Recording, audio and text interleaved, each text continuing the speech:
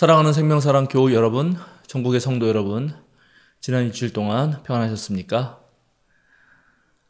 오늘 예배에 참여하신 여러분 모두를 생명과 평화의 예수 그리스도의 이름으로 환영합니다. 오늘은 창조절 넷째 주일입니다. 우리 교회가 매주 실천하려고 하는 지구를 위한 환경실천 이번 주는 자전거를 이용합시다입니다. 9월 22일 오늘은 사실 승용차 없는 날입니다. 저도 어쩔 수 없이 차를 가지고 다니긴 하지만 우리가 가능하면 걷기나 자전거를 이용해서 온실가스 배출을 줄이는 그런 저와 여러분이 되면 좋을 것 같습니다. 오늘 오후에 해야 되는 목회 운영위원회는 돌아오는 토요일 28일 오후 4시에 하기로 했습니다. 특별히 오늘 오후에 3시에 정의평화 기독인 연대가 주최하고 우리 생명사랑교회가 주관하는 진보적 생활신앙과 온라인이라는 주제로 평신도 아카데미가 열립니다. 3시입니다. 여러분 모든 교우들이 꼭 참석해 주시면 고맙겠습니다. 제가 내일 모레 화요일부터 우리 교단의 제109회 총회에 참석합니다. 우리 교단의 현재와 미래를 위해서 여러분 함께 기도해 주시면 고맙겠습니다. 수요 기도회는 우리 강미희 목사님께서 인도해 주십니다. 이제 성부, 성자, 성령의 임재를 알리는 세 번의 증언림과 함께 우리 모두 마음을 모아서 영과 진리로 하나님께 예배하겠습니다.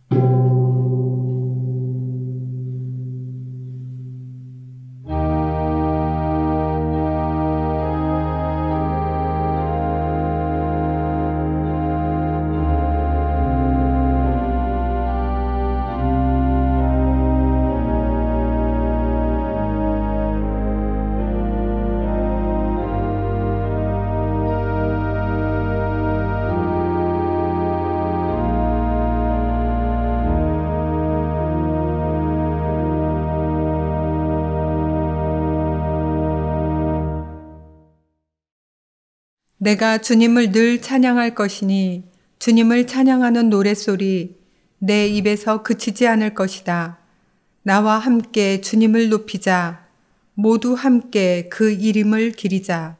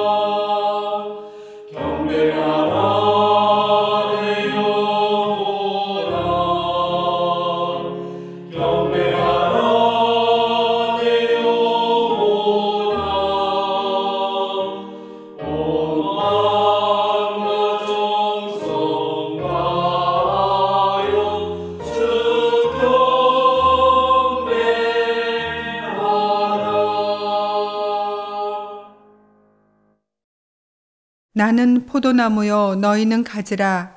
그가 내 안에 내가 그 안에 거하면 사랑의 열매를 많이 내다노니 나를 떠나서는 너희가 아무것도 할 수 없습니다. 사람이 내 안에 거하지 아니하면 가지처럼 밖에 버려져 마르나니 사람들이 그것을 모아다가 불에 던져 사르느니라.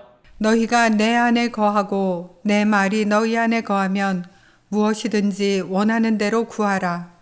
그리하면 이루리라. 너희가 열매를 많이 맺으면 내 아버지께서 영광을 받으실 것이요 너희는 내 제자가 되리라. 아버지께서 나를 사랑하신 것 같이 나도 너희를 사랑하였으니 나의 사랑 안에 거하라. 내가 아버지의 계명을 지켜 그의 사랑 안에 거하는 것 같이 너희도 내 계명을 지키면 내 사랑 안에 거하리라. 내가 이것을 너희에게 이름은 내 기쁨 기쁨이 너희 안에 있어 너희 기쁨을 충만하게 하려 함이라. 아멘.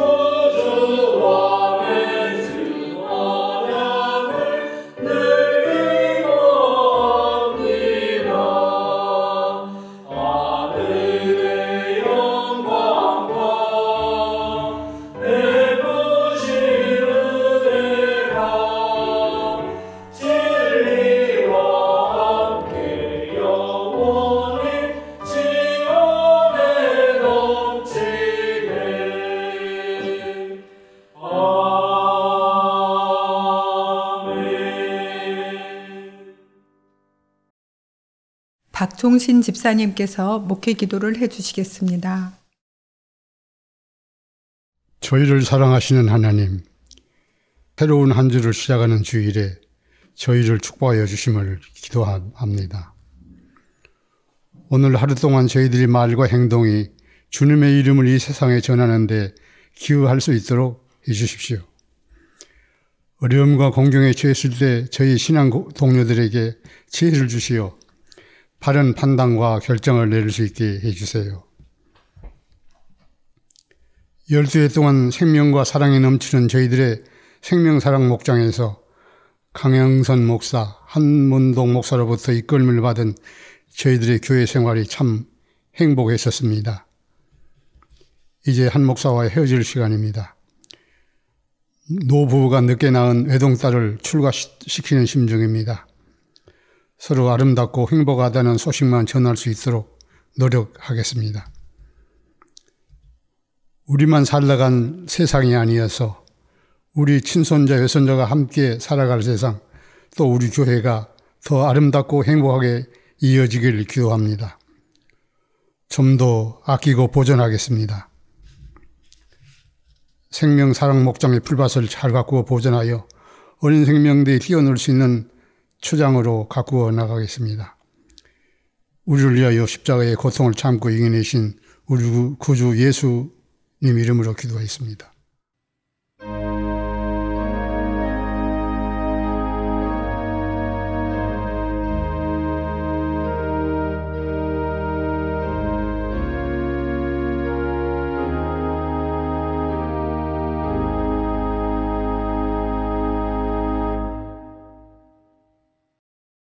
창조절 넷째 주일 우리에게 주시는 성경 말씀은 에베소서 4장 11절에서 16절 말씀입니다.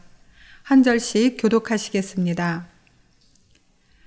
그분이 어떤 사람은 사도로, 어떤 사람은 예언자로, 어떤 사람은 복음 전도자로, 또 어떤 사람은 목사와 교사로 삼으셨습니다. 그것은 성도들을 준비시켜서 봉사의 일을 하게 하고 그리스도의 몸을 세우게 하려고 하는 것입니다. 그리하여 우리 모두가 하나님의 아들을 믿는 일과 아는 일에 하나가 되고 온전한 사람이 되어서 그리스도의 충만하심의 경지에까지 다다르게 됩니다. 우리는 이 이상 더 어린아이로 있어서는 안 됩니다. 우리는 인간의 속임수나 간교한 술수에 빠져서 온갖 교훈의 풍조에 흔들리거나 이리저리 밀려다니지 말아야 합니다. 우리는 사랑으로 진리를 말하고 살면서 모든 면에서 자라나서 머리가 되시는 그리스도에게까지 다다라야 합니다. 온 몸은 너희이신 그리스도께 속해 있으며 몸에 갖추어져 있는 각 마디를 통하여 연결되고 결합됩니다. 각 지체가 그 맡은 분량대로 활동함을 따라 몸이 자라나며 사랑 안에서 몸이 건설됩니다.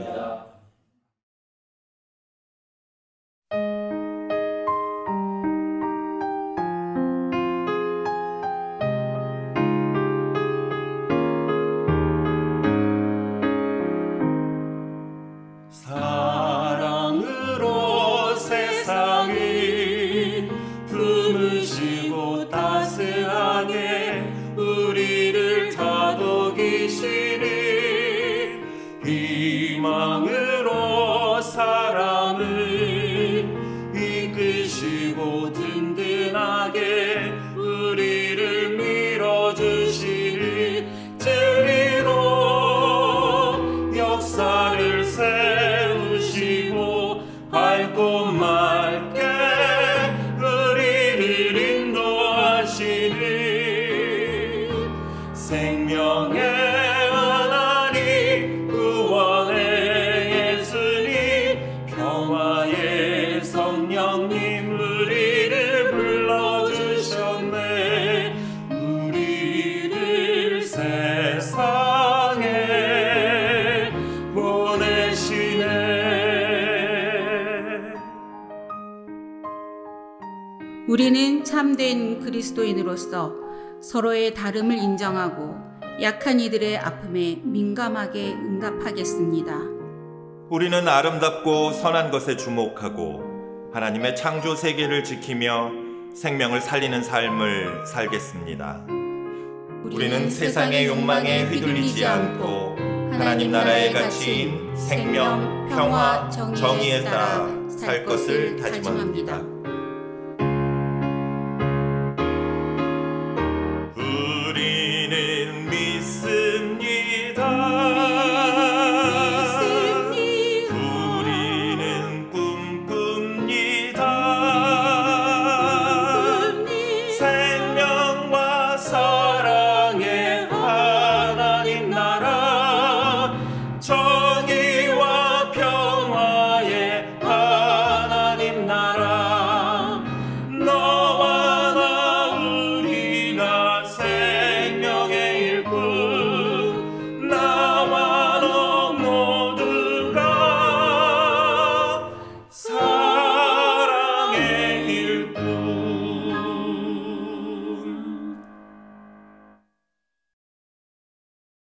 이런 교회라면이라는 제목으로 한문동 목사님의 말씀이 있겠습니다.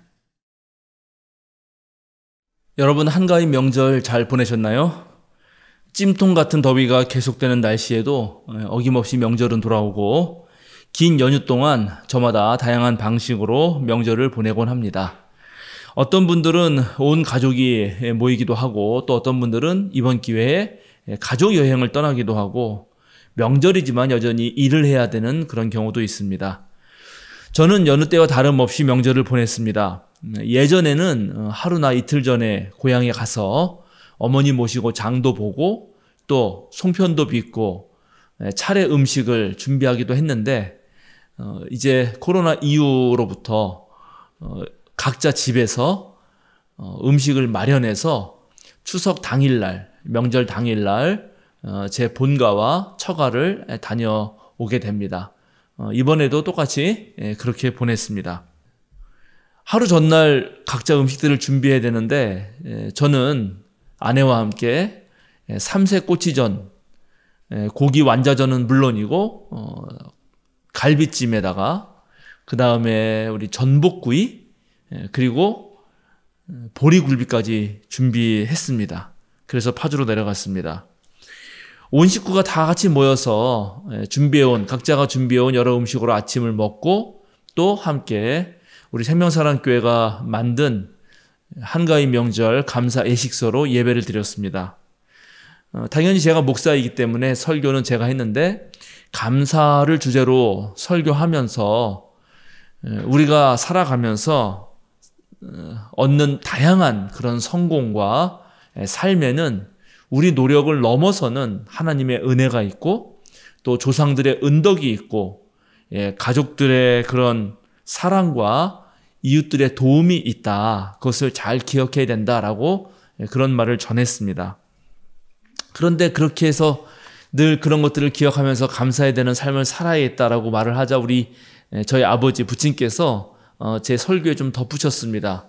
그러면서 우리 집안 식구 모두가 이렇게 지금까지 아무 탈 없이 지낸 것도 참으로 감사한 것이다 라는 말을 한참 하셨어요. 참 좋은 시간이었습니다. 그리고 이제 할아버지 할머니 성묘까지 마치고 저희 가족은 또 제 아내, 저희 처가로 가게 됩니다. 처가로 가게 되면 장모님과 함께 더불어서 딸 넷 가정에 각각 손자가 2명씩 모두 18명이 모입니다.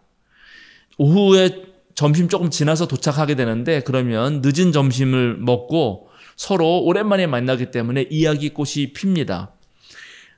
바로 밑에 동서가 저를 보고 신앙적 질문들을 좀 했어요. 아마 최근에 방언을 받은 모양인데 그런 것이 좀 신기한 모양이에요. 그러면서 기독교가 말하는 성령의 역사와 무속적 종교에서 말하는 신내림 이런 같은 그런 종교 체험이 과연 어느 점에서 다른가 궁금해 하더라고요. 당연히 목사이고 신학 전공자인 제가 한참을 설명해 주었습니다. 그러는 가운데 또 장모님도 함께 참여하셔서 또 장모님 나름대로 수십 년 신앙생활의 연륜으로 우리 둘째 사위가 아주 신앙이 단단해지기를 기대하면서 성경을 읽을 때 어떤 깨달음을 얻으셨는지, 그리고 비록 기도하는 것이 하나님 말씀 또 하나님 뜻대로 되기를 바라지만 잘 안 됐을 때도 늘 기다리면서 꿋꿋하게 지켜내야 하는 그런 믿음들에 대해서 아주 말씀을 잘 해주셨습니다.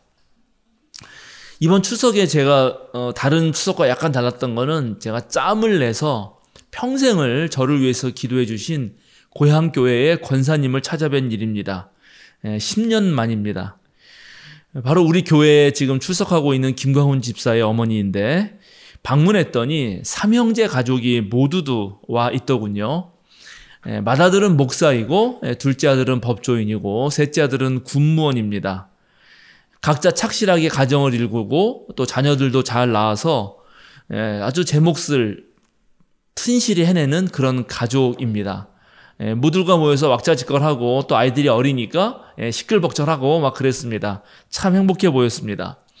제가 고등학교 시절에 한참 하나님에 대한 열망과 예수님에 대한 사랑이 충만할 때, 가득할 때 그때 기도 친구로 만났던 집사님, 지금은 권사님이시죠. 그 권사님은 정말 예나 지금이나 아주 한결같은 기도의 어머니로 계셨습니다. 가난한 형편의 어려운 시절을 버텨내면서 굳센 믿음으로 아주 올곧게 그렇게 신앙의 자녀들, 삼형제를 키워낸 것을 생각해 보니까 제가 이번에 찾아뵀을 때 그 가정의 모습이 그야말로 좀 뭐랄까요, 감회가 새롭다 그럴까요? 그런 마음이었습니다. 저도 열심히 기도할 때 이 권사님이 그땐 집사님인데 큰아들, 지금 목사가 된, 우리 교단의 목사가 된 큰아들을 간 낳아서 등에 업고 새벽 기도며 금요 철야며 함께 기도했던 그런 모습들이 눈에 선하고, 그리고 서로 신앙에 대해서 나누고 또 책도 서로 빌려주고 또 빌려오고 하면서 읽었던 그런 모든 기억들이 소환되면서 참으로 뜻깊은 그런 추석 당일날을 보내게 됐습니다. 한 인간의 삶이 어떤 모양으로 빚어질 것인가에 있어서 가족은 거의 절대적인 영향력을 미칩니다. 하나님은 태초에 교회를 세우신 것이 아니라 아담과 하와, 가인과 아벨이라고 하는 첫 가정을 만드셨습니다. 우리는 이 사실을 정말 잘 기억해야 되고, 그래서 가족 구성원 모두가 좋은 가정을 꾸리기 위해서 정말로 애를 써야 합니다. 집안이 화목하면 모든 일이 잘 이루어진다라고 하는 그 가화만사성이라고 하는 그 말은 정말 만고불변의 법칙이라고 해도 과언이 아닙니다. 그런데 안타깝게도 하나님께서 창조하신 첫 가정의 삶은 주님의 뜻대로 흘러가지는 못했습니다. 여러분 다 잘 아시죠? 그런데 작게는 이 한 가정의 이야기가 좀 더 넓게 크게 보면 마을과 사회, 더 큰 국가와 민족의 삶으로 이어집니다. 아담과 그의 가족 그리고 그들의 후손의 역사는 하나님을 거역하고 욕망과 어리석음에 물들어서 결국 살인과 전쟁을 하는 데까지 이르게 됩니다.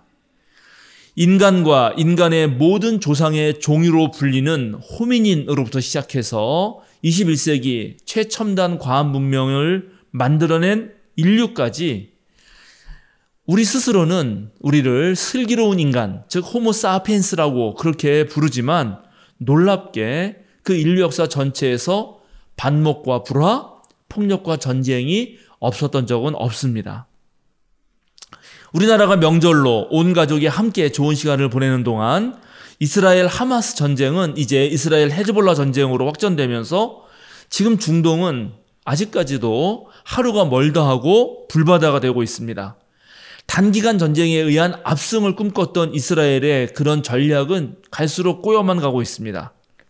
한편 2022년 2월 24일 발발한 러시아 우크라이나 전쟁은 2년 반이 넘도록 지금도 계속되고 있습니다. 너무 갈수록 치열해집니다. 원래 우크라이나는 러시아에 비해서 아주 약소국이고 군사력에 있어서 열세인데 서방 세력의 지원을 받아서 지금도 전쟁을 계속 이어가고 있는 것입니다. 그런데 지난 9월 16일 미국 월스트리트 저널이 보도한 바에 따르면 지금까지 전쟁으로 이 러시아 우크라이나 전쟁으로 죽거나 다친 사람이 거의 100만 명에 이른다고 하는 것입니다.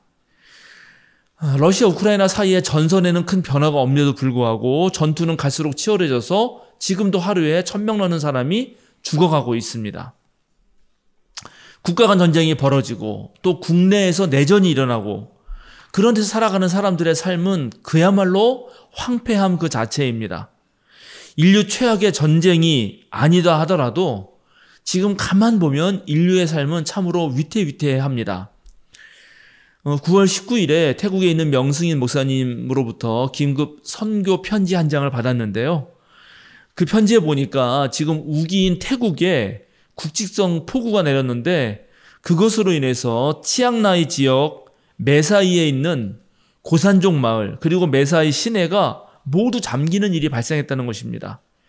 80년 이래 최대의 홍수 피해가 생겼는데 태국 교단 제10노예 산하에 있는 마을의 1000가구 이상이 지금 피해를 입었다고 하는 겁니다.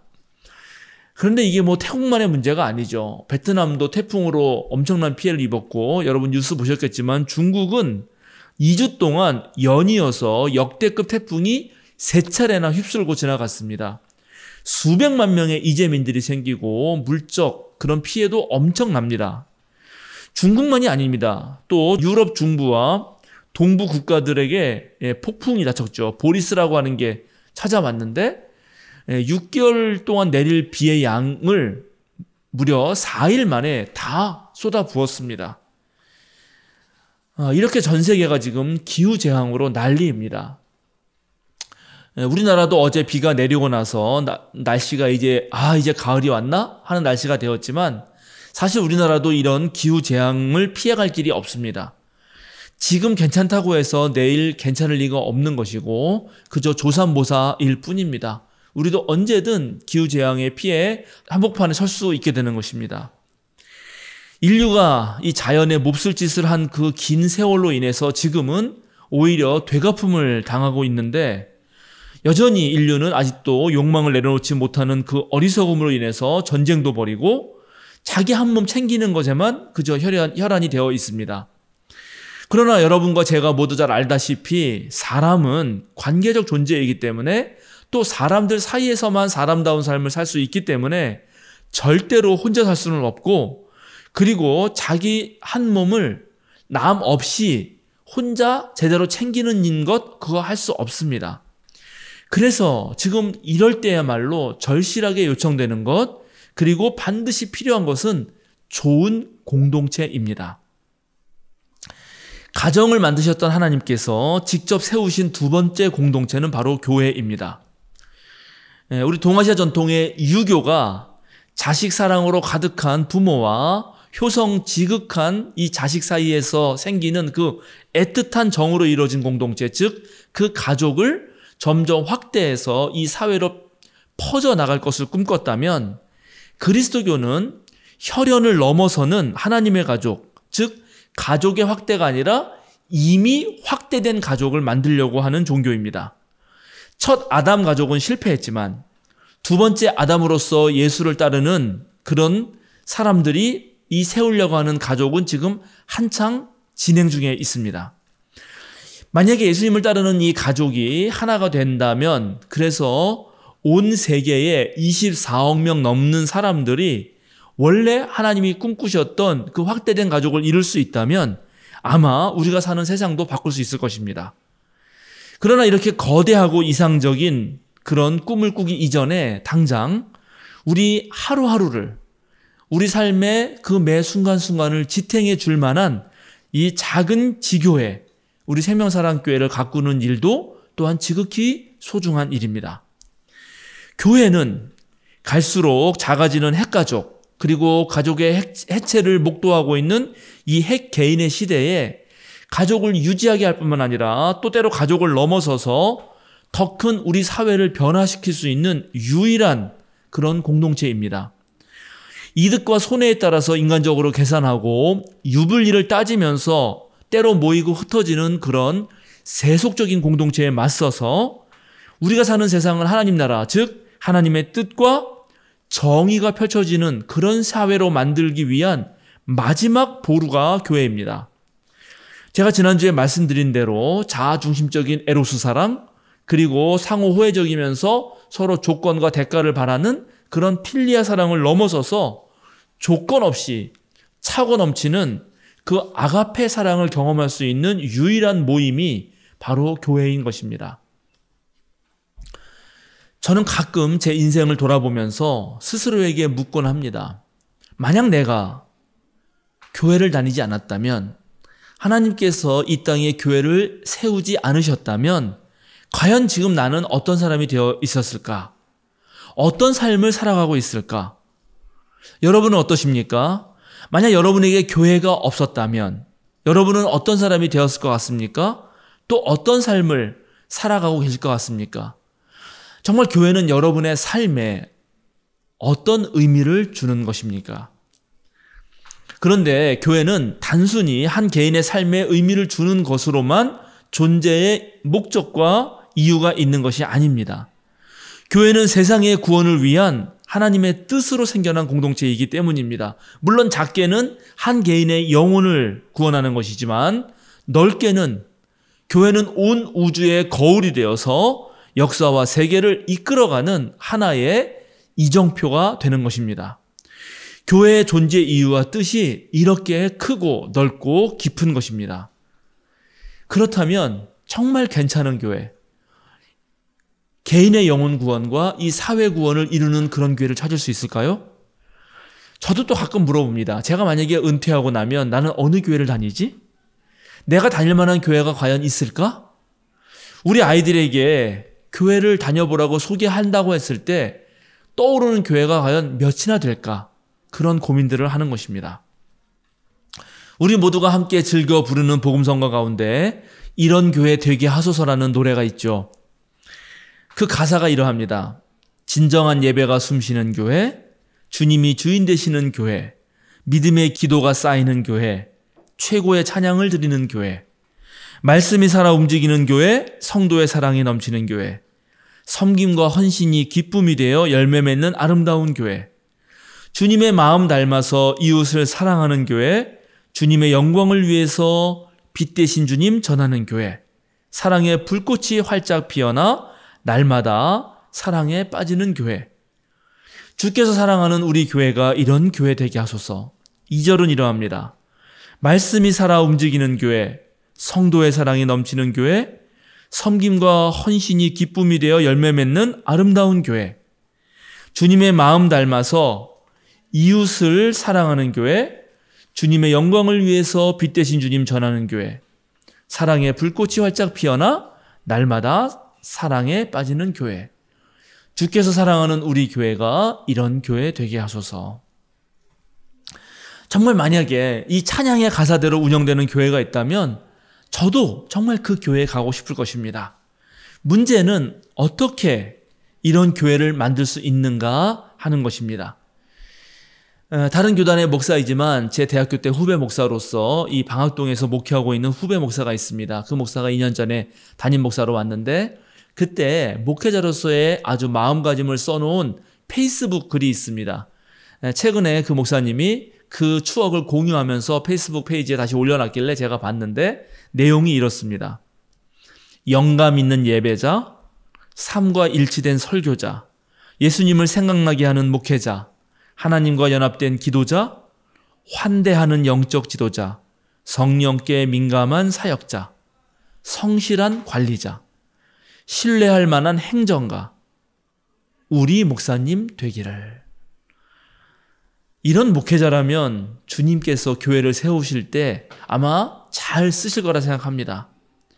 자, 그렇다면 주님의 몸 되신 교회를 이끌어갈 때 목회자 말고 교인들은 어때야 할까요? 아니, 목회자도 한 명의 교인으로서 어떤 자세가 필요할까요? 오늘 우리가 함께 읽은 에베소서의 말씀은 이 부분에 대해서 명확한 지침을 제공해주고 있습니다.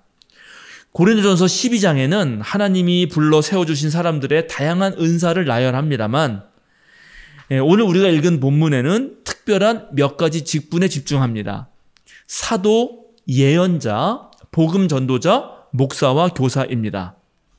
자, 우선 사도들은 예수 그리스도의 가장 처음 제자로서 기독교 신앙의 근본을 세운 분들이죠. 지금 우리는 사도들의 증언 위에 신앙을 세웁니다. 우리는 2000년 전 예수님의 인간적인 모습을 본 사람들이 아닙니다. 다만 예수님과 함께 갈릴리 해변을 거닐었던 그 사도들의 증언을 그대로 믿고 그것을 예수님의 말씀으로 생각하면서 따르는 것입니다.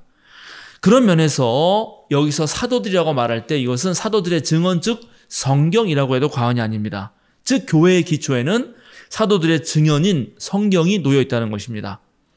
성경을 가르치는 것은 신학적 전문성을 가진 목사가 하는 것이지만 목사와 함께 말씀을 깊이 연구하고 깨닫고 그것을 자신의 삶에서 살아내는 일은 우리 모두가 해야 되는 것입니다. 교인의 가장 근본적인 의무라는 것입니다. 두 번째로는 예언자인데 이분들은 교회가 처한 구체적인 상황에서 하나님의 뜻에 비추어서 교회가 이런 방향으로 가면 좋겠다라고 말해주는 분들입니다.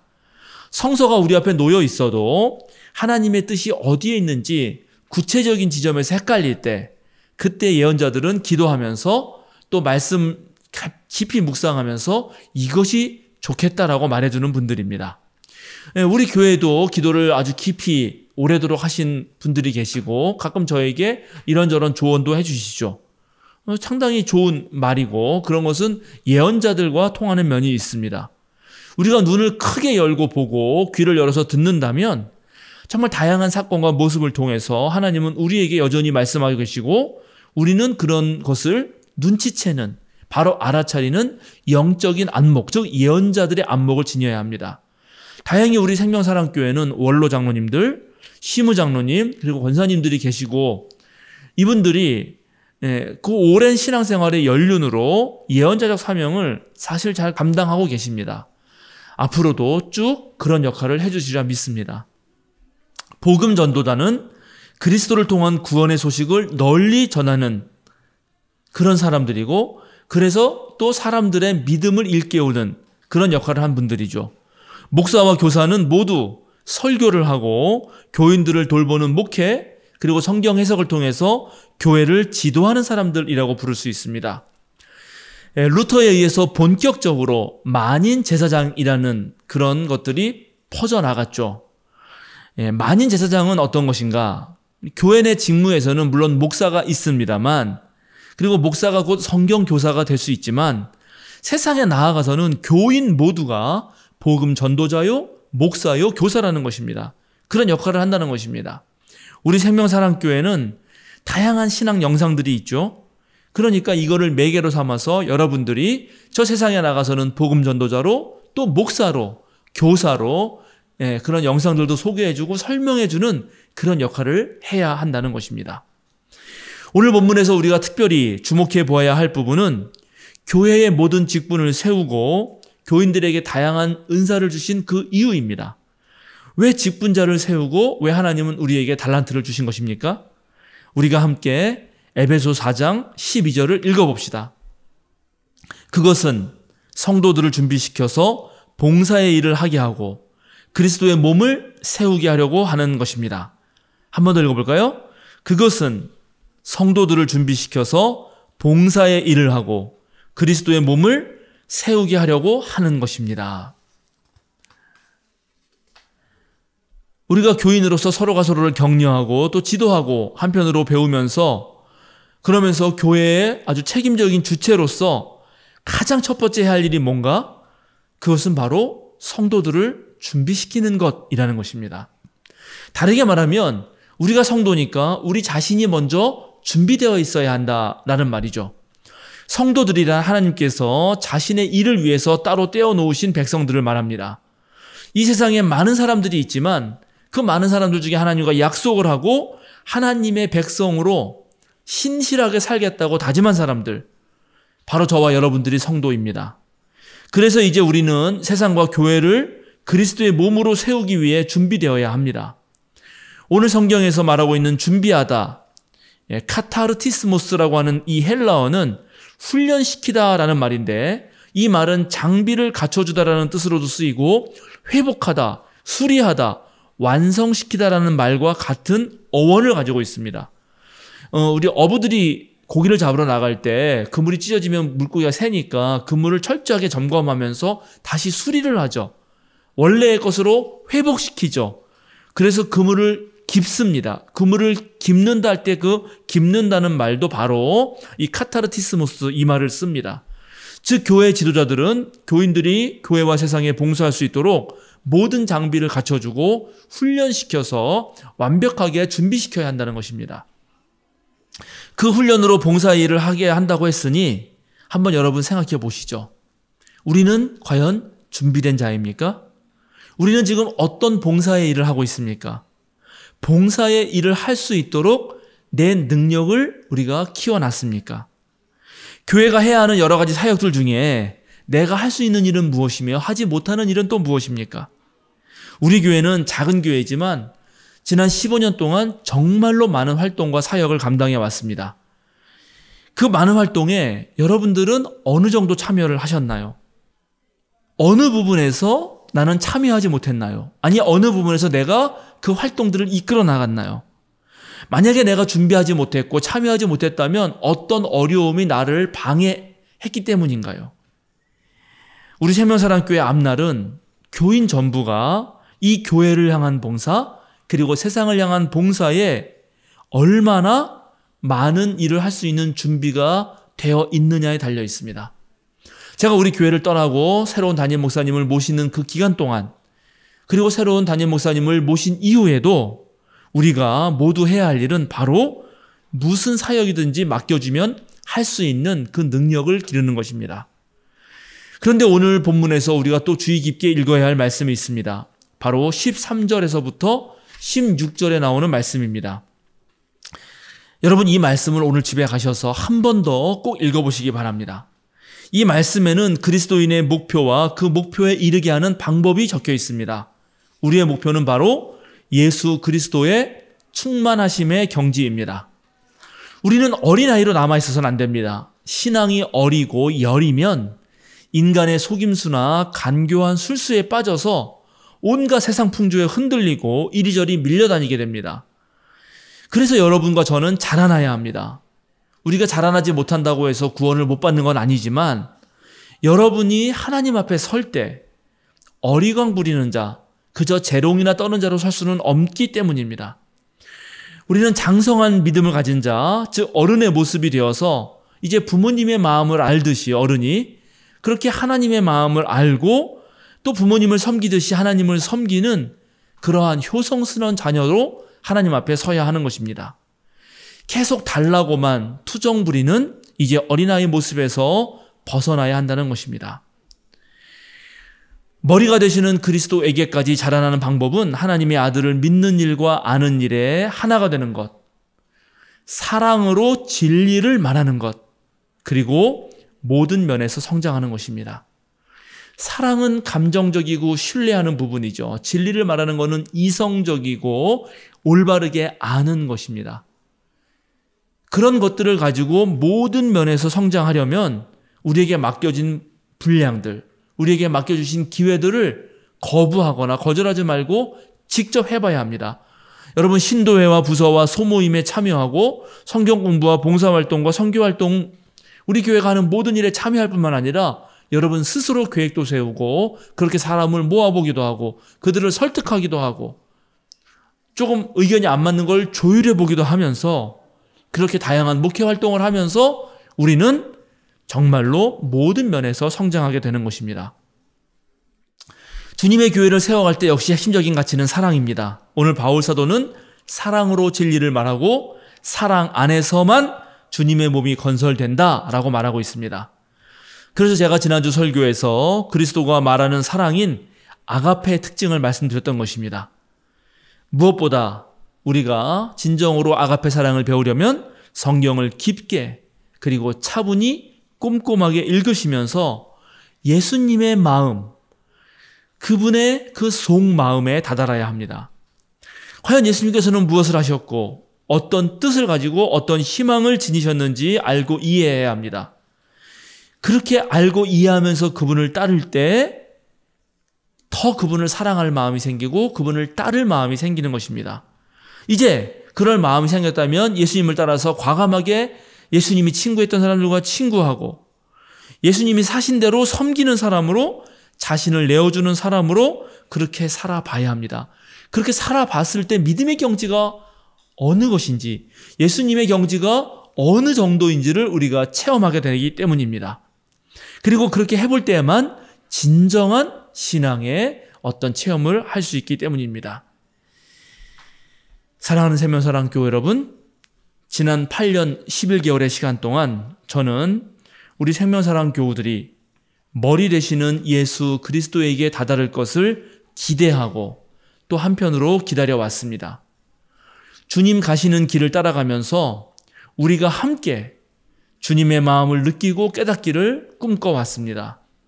어떤 분은 그 예수님의 언저리까지 다다른 분도 있고 어떤 분은 아직 더 가야 할 그런 길이 남은 분도 계십니다.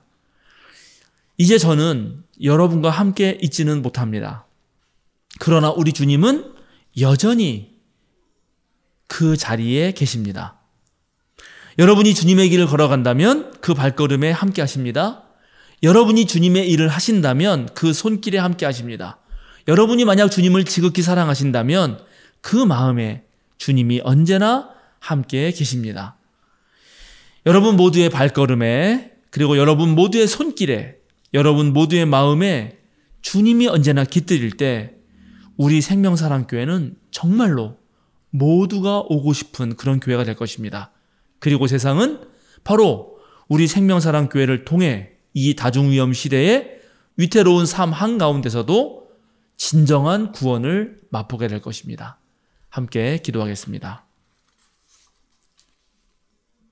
창조와 구원의 하나님, 주님께서는 온 우주를 창조하시고 역사를 주관하시며 세상을 이끄시기 위해 생명사랑교회를 세우셨습니다. 지난 12년의 세월을 지켜주시고 우리를 주님의 사역에 쓰셨습니다. 추수할 것은 많으나 일꾼이 적은 시대에 주님께서는 여전히 우리를 부르십니다. 그래서 어떤 사람은 사도로, 어떤 사람은 예언자로, 어떤 사람은 목사와 장로와 권사와 집사로 세우셨습니다. 이제 우리 모두가 하나님의 아들을 믿는 일과 아는 일에 하나가 되어서 그리스도의 충만하심의 경지에 이르게 해주소서. 그리하여 우리가 인간의 속임수나 간교한 술수에 빠지지 않게 하소서. 온갖 교훈의 풍조에 흔들려 이리저리 밀려다니지 않게 하소서. 사랑으로 진리를 말하고 살면서 모든 면에서 자라나서 머리가 되시는 그리스도에게까지 다다르고 온전히 예수의 사랑 안에서 주님의 몸된 교회를 건설하게 하소서. 하나님, 우리는 끝까지 주님의 길 안에서 걷겠습니다. 하나님, 주님은 언제나 우리의 발걸음에 함께 해주소서. 예수님의 이름으로 기도드립니다. 아멘.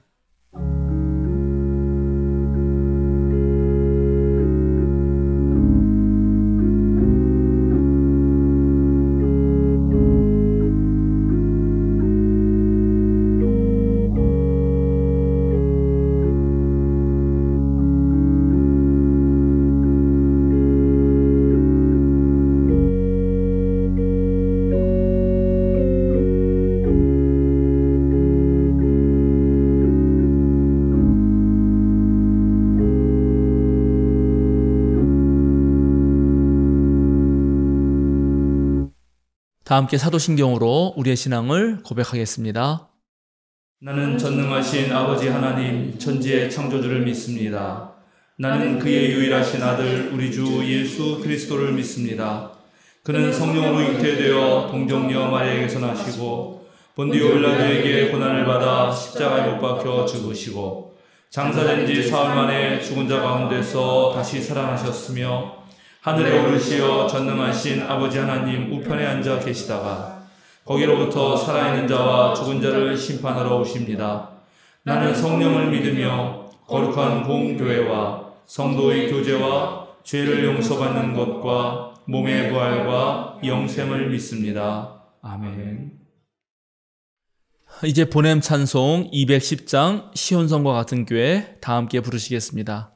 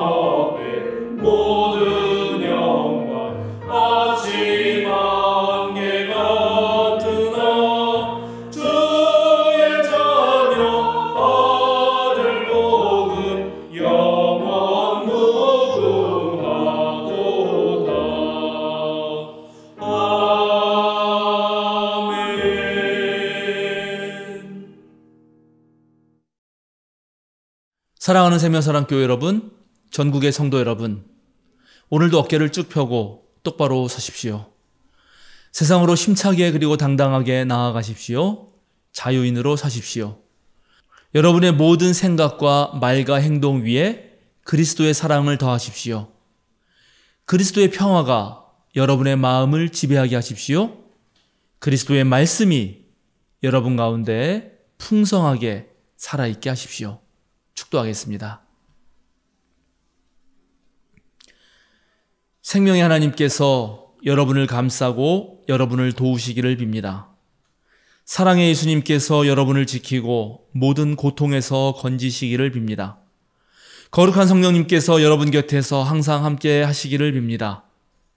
이제는 성삼위일체 하나님께서 모든 지식을 초월하는 그리스도의 사랑에 머무는 생명사랑 교우들과 전국에서 우리와 함께 예배하는 성도들에게 하늘의 힘과 달의 고결함, 불의 영광과 번개의 빠름, 바람의 야성과 태양의 깊이, 대지의 견고함과 바위의 단단함 주시기를 주님의 이름으로 간절히 축원합니다. 아멘.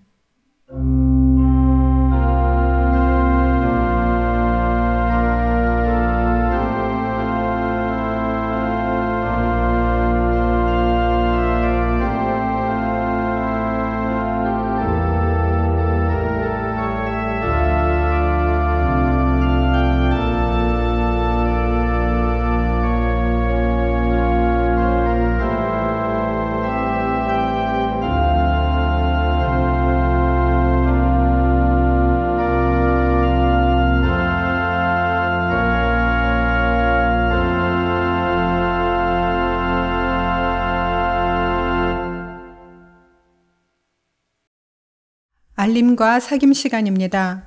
오늘은 창조절 넷째 주일입니다. 오늘 오후 3시에는 정의와 평화를 위한 기독인 연대에서 주관하는 제22기 평신도 아카데미가 있습니다. 진보적 생활신앙과 온라인이라는 주제로 우리 교회가 주관합니다. 교우들의 많은 참석 바랍니다. 다음 주일 현장 예배는 찬양 예배로 드리겠습니다. 다음 주일 예배 직후에 한문덕 목사님의 송별식이 있습니다. 9월 추천도서는 함석헌의 뜻으로 본 한국 역사입니다. 2024년 2학기 장학금 신청을 받습니다. 장학금을 필요로 하는 대학생과 청년으로 자세한 안내와 신청을 원하시는 분은 교역실로 연락 주시기 바랍니다. 오늘까지 신청 받겠습니다. 매주 화요일 오후 2시에 권사회에서 주관하는 화요 기도 모임이 있습니다. 생명사랑교회의 미래를 위해 함께 기도하는 시간입니다. 교우들의 관심과 참여 부탁드립니다. 오늘 주일부터 27일 금요일까지 육성한 목사님의 휴가가 있습니다. 이번 주 생일자는 황덕형 장로님 23일, 안종범 권사님 27일입니다. 오늘 함께 예배드릴 수 있어서 감사합니다. 한 주간도 평안하시기 바랍니다.